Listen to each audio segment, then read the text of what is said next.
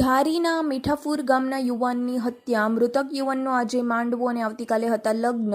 મૃતક યુવાનની ભાવિ પત્નીના પ્રેમીએ ગત સમી સાંજે કરી હત્યા. હત્યારા સોએબ સમા નામના વ્યક્તિએ અગાઉ પણ આપી હતી ધમકીઓ. મૃતક વિશાલ મકવાણાને ગઈકાલે સમી સાંજે મીઠાપુર ગામની સીમમાં બોલાવી કરી હત્યા. હત્યારા સોએબ સમા તેમજ અન્ય એક અજાણા શખ્સ વિરુદ્ધ ફરિયાદ નોંધાઈ. પોલીસ આરોપીઓની શોધખોળ હાથ ધરી. હત્યારાઓ પોલીસ પકડથી હાથ વેતમાં હોવાની વિગતો સામે આવી. મૃતદેહને ફોરેન્સિક પોસ્ટમોર્ટમ માટે Bhavnagar મોકલાયો. Reporter Damor વનરાજભાઈ, DT news live 24 Amreli.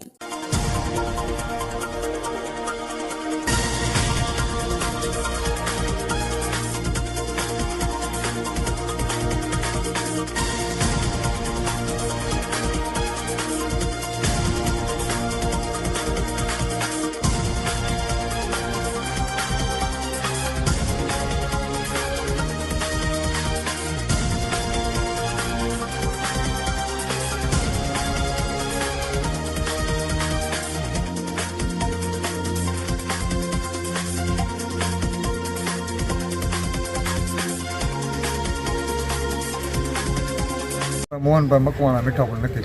શું ઘટના બની? શરીરના ઘા ને માથામાં પાઇપ મારેલી અને હૃદય ઉપર ઘા કરેલા, મોઢા ઉપર ઘા કરેલા આ હીરા બનેલ છે. સરકાર પાસે મારે ન્યાય ખાતા પાસે લેવો. સરકારે બહુ મને ન્યાય દે. મારા દીકરા આ થઈ ગયું છે, આ ઘટના બની છે. કા એને ફાંસીની સજા, કા આજીવન જેલ પડી છે. અને શા માટે આવું થયું, શું કહેશો? એના પરિવારમાં સહારવેલમાં છોકરી બાબતથી આ હતું ને મારો દીકરો નિર્દોષ આ કેસ બન્યો છે. છોકરાનું નામ શું છે? વિશાલભાઈ. આખું નામ? વિશાલભાઈ મુન્નાભાઈ મોહનભાઈ. વિશાલભાઈ મોહનભાઈ મકવાણા.